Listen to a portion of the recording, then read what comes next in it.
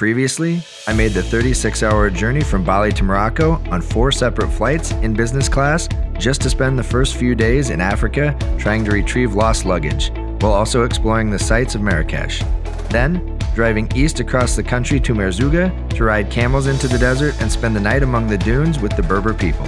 Today, I'm heading to the Atlantic coast to the town of Essaouira to relax for a few days over Eid, the end of dawn till dusk fasting for Ramadan, before heading north briefly through Casablanca and Fez to reach the picturesque blue village of Chefchaouen.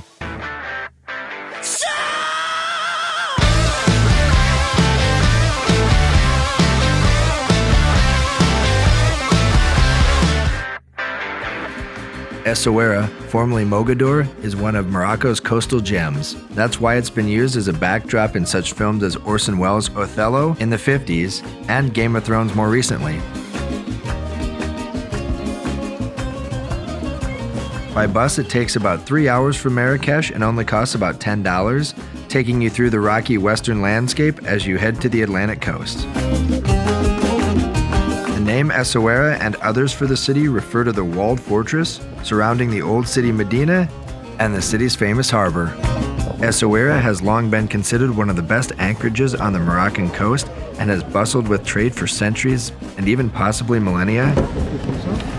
In antiquity, the area produced the highly prized purple dye made from a species of predatory sea snail that adorned the clothes of Roman senators and noblemen, known as Tyrian purple.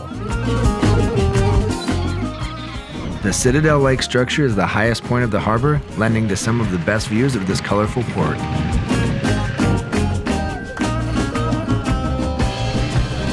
As you wind through the old city Medina on cobblestone paths, past merchant stalls of all kinds and restaurants, you feel as if you've been transported back a couple of centuries when these walls actually meant protection from invading forces.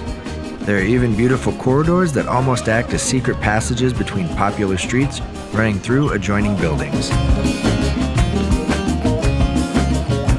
Coming from a city of nearly 1 million, Essaouira with only 78,000 is a nice change of pace, and the view from my riad in the Medina is filled with seagulls and the salty smell of the ocean beyond, lending to the much more relaxed vibe.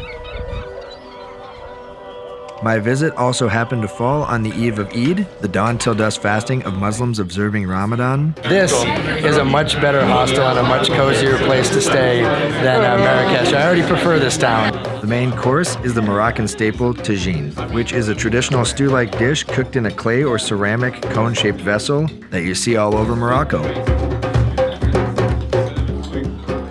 Followed with a dessert and the ever-present mint tea, which is right at really any time of day.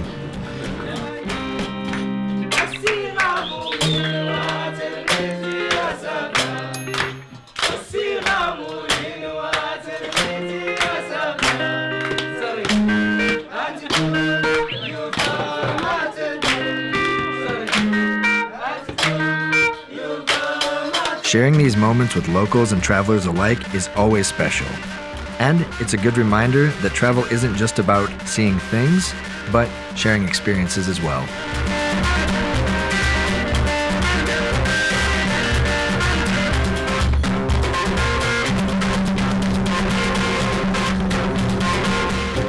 From Essaouira, getting to Casablanca takes you back to Marrakesh to catch the train north.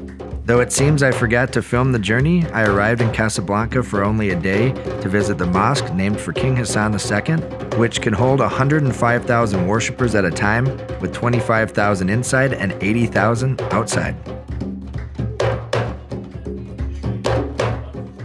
It's an impressive structure with a minaret measuring 689 feet tall, making it the second largest mosque in Africa, 11th overall in the world, and with the minaret being twice as tall as the Statue of Liberty. The walls are handcrafted from marble, and it gleams in the sun as it juts out into the Atlantic Ocean. Another 4 hours by train from Casablanca is Fez, where I made a quick stop to see the famous entrance to the Medina, known as the Blue Gate, explored the old city walls, and toured the city's tanneries that have been in operation here since the beginning of the 9th century. That's almost 1,100 years, with their stone vats for dyeing cow, sheep, goat, and camel hides into many different colors for use in traditional goods like Moroccan slippers. Fez is a beautiful city in its own right, but since seeing photos of Chefchaouen, I knew I'd rather spend my time there. So I caught a bus north and booked accommodations on the way, not knowing how long I'd want to stay. Chefchaouen lays in the far north of Morocco, just an hour's drive from the port city of Tangier on the Strait of Gibraltar. Originally founded as a military outpost in 1471 to defend against the Portuguese invasion of northern Morocco, it would see inflows of Muslim and Jewish immigrants from Andalusia, now southern Spain, as Spanish monarchs Ferdinand II and Isabella successfully finished reconquering the Iberian Peninsula from Islamic rule in 1492.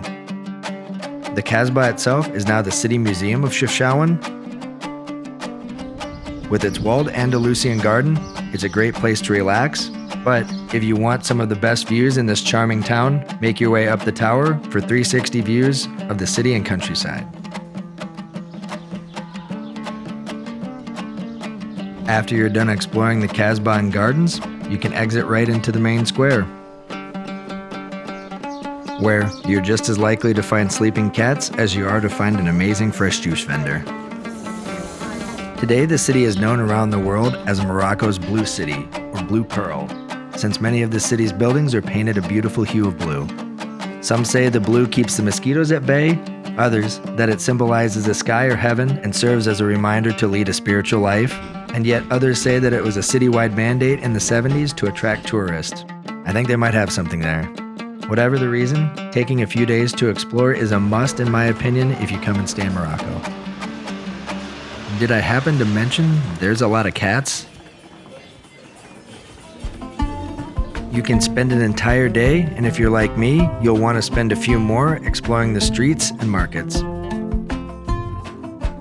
Don't worry, there's always another place right around the corner that's perfect for a photo opportunity.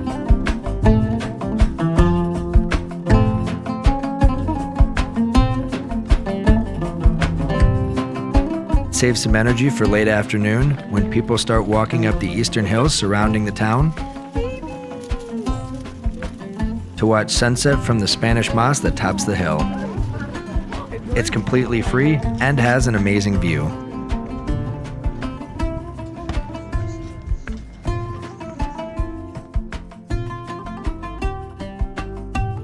Even after dark, the Medina is a beautiful place to explore, so go and have a nice dinner before continuing your adventures. After leaving Chefchaouen, I finished my Moroccan adventures in Tangier, enjoying a few days of relaxation, visiting Cape Spartel and the Caves of Hercules, before returning for sunset over the Strait of Gibraltar. Then, the next morning, taking the 1-hour ferry from Africa to Europe across the same strait. Thank you for watching this video. If you enjoyed it and think I deserve your subscription, please click the subscribe button below, along with the bell icon to be notified of all my new videos. Thanks again for watching this video, and never stop adventuring.